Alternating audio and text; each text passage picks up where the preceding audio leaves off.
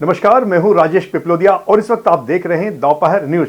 तो आइए एक नजर डालते हैं आज की एक खास खबर पर। महाराष्ट्र में मिली भाजपा को बड़ी सफलता के बाद देश भर में जमकर जश्न मनाया जा रहा है। इसी कड़ी में इंदौर के रागवाड़ा चौक पर भी भाजपाइयों ने जश्न मनाकर मिठाइयां बांटी। इस दौरान उनका हौसला बढ़ाने के लिए मंत्री कैलाश विजयवर्गीय भी पहुंचे, जहां उन्होंने मीडिया से हुई चर्चा में कहा कि शरद पवार बेहद शातिर नेता है, वह किसी वक्त क्या योजना बनाते हैं कोई समझ नहीं पाता।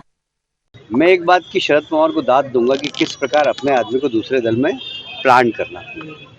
अगर उद्धव ठाकरे जी को ये अगर लगता है कि संजय राउत उनका आदमी है तो उनके दिमाग से उतार देना चाहिए। वो पूरी तरह शरद पवार जी के प्लांटेड आदमी है शिवसेना के अंदर।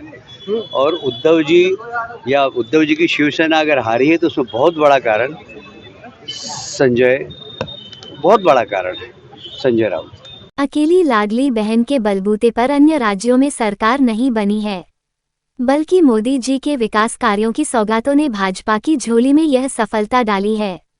कैलाश विजयवर्गीय का ये बयान एक तरह से पूर्व मुख्यमंत्री और वर्तमान केंद्रीय कृषि मंत्री शिवराज सिंह चौहान के खिलाफ भी जाता है। ये कारण नहीं है, मैं कह रहा हूँ, विकास भी कारण है, कुशल प्रशासन कारण है, मोदी जी का नेतृत्व कारण है। और इसलिए किसी एक विषय पर कभी भी चुनाव जीता नहीं जाता।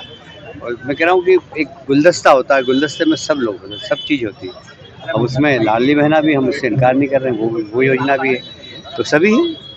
पर मोदी जी के प्रति और भारतीय जनता पार्टी के प्रति विश्वास है, ये एक संदेश महाराष्ट्र की जनता ने दिया है।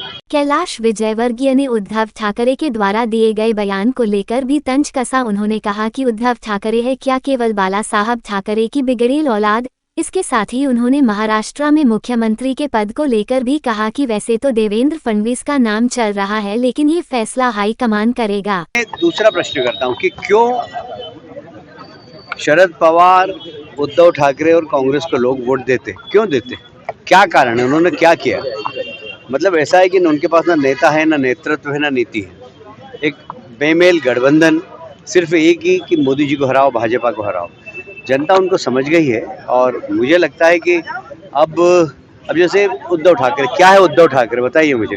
सिर्फ बाला साहब ठाकरे की बिगड़ेल औलाद है, इसके अलावा क्या है? वो क्या है उद्धव ठाकरे में, है क्या? मुझे बताइए।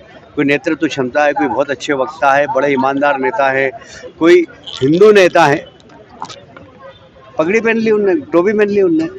इससे तो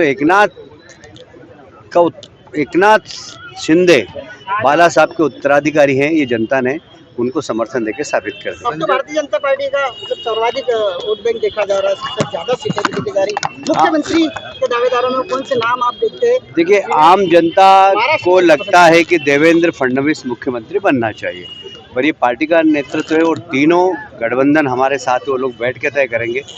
इसके ऊपर हम निर्णय नहीं कर सकते, पर कार्यकर्ताओं की ऐसी इच्छा है कि देवेंद्र फडणवीस जी वहाँ के मुख्यमंत्री। संजय राउत में गड़बड़ी की आशंका